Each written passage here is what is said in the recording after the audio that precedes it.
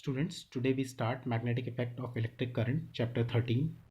And previous chapter we have discussed about heating effect of electric current, how the uh, heat produced by the current carrying conductor depend on factors like we have read there that it depends on current, resistance and time for which the current is flowing. Similarly, here in this chapter, magnetic effects of electric current, we learn about the magnetic effect of electric current, right? So uh, there is a naturally occurring iron which is called magnetite, whose formula is this Fe3O4, and it has a property that it could attract small pieces of iron, and this magnetite is commonly known as lodestone, and it is having property that it is attract the small pieces of iron particles, and this property of attracting iron particles toward it is known as magnetism. Actually, magnetism is a property by which a lodestone, which is a naturally occurring magnet, it attract the small pieces of iron objects toward itself. So, and it is irregular in shape too, and its magnetic strength is weak. And there are different types of artificial magnet, like bar magnet, magnetic needle, which is rhombus in shape, magnetic compass, right? So there are different shapes of magnets available, artificial magnets. Now, magnetic effect, magnetic field. Magnetic field is the space around a magnet in which the force of the attraction and the repulsion due to the magnet can be detected. Means it is a region around the magnet at which the effect of the magnet can be felt. So if you place a magnetic needle or a magnetic compass near the magnet, then it get deflected because of the attractive or the repulsive force of the that magnet.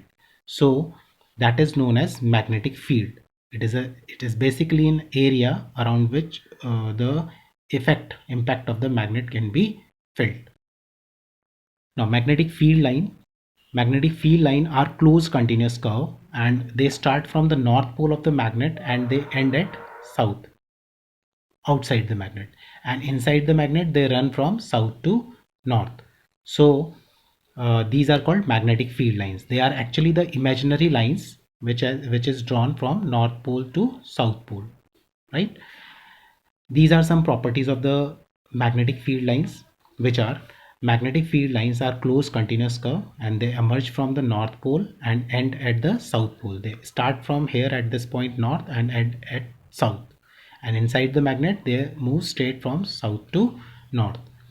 They are crowded near the pole, whereas the magnetic field is strong, and uh, as they move from the middle, they are far apart, where the magnetic field is weak.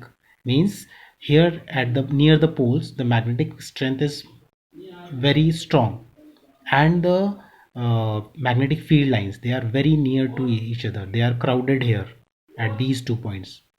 Why? Because their strength is high here, and at the middle they are far apart.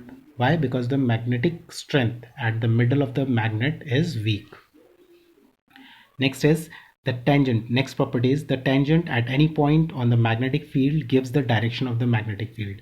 Means if you draw any tangent, if you want to know the direction of magnetic field at this point, you need to draw the tangent at this point.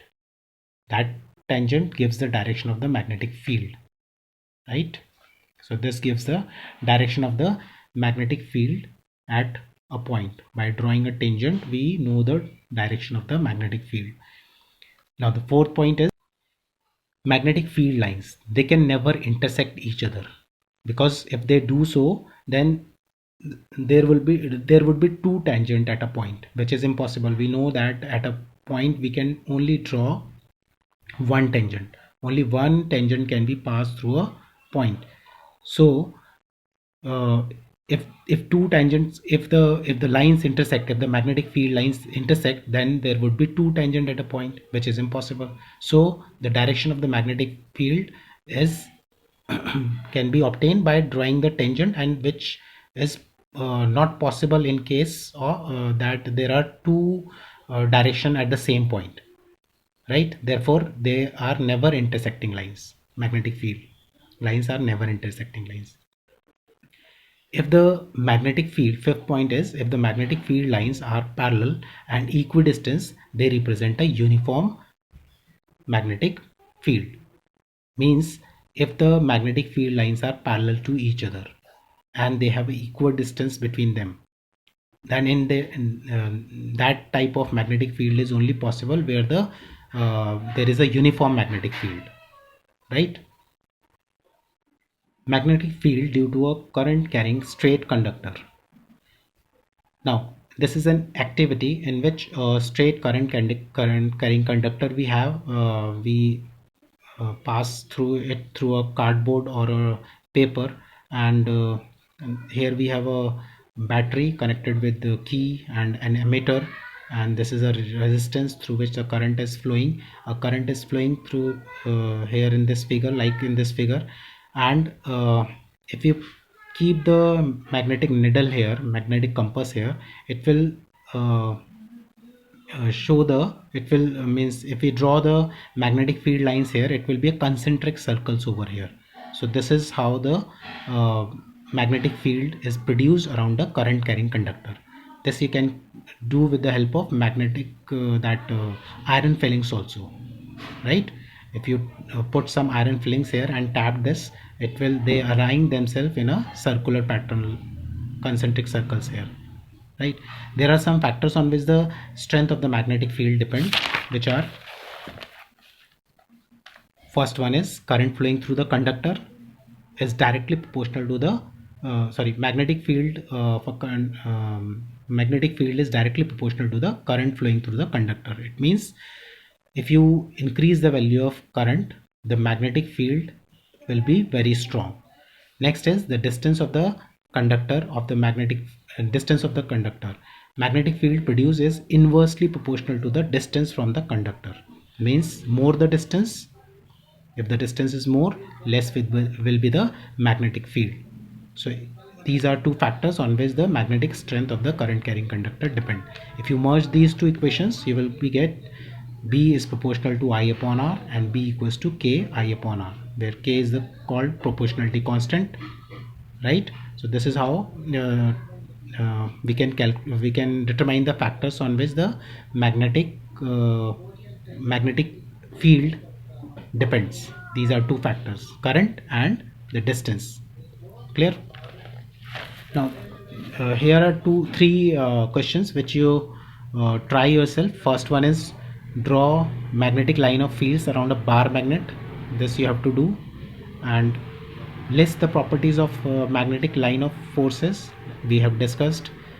Next is why don't two magnetic line of force intersect each other. This I also told you that why the two magnetic field lines are never intersecting lines, that you have to explain. And I hope you understand. Thank you.